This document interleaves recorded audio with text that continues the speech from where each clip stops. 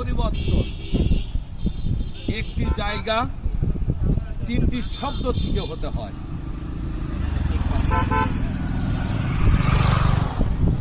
জায়গাটি হচ্ছে আপনি আমি।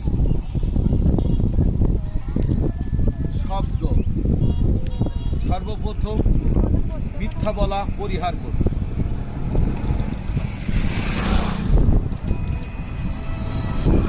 দ্বিতীয়ত যে অবস্থায় যে কর্ম করুন সঠিক পথে উপার্জন করুন। পরিশেষ আপনার ব্যবহার দ্বারা অন্য কেউ কষ্ট না পায়।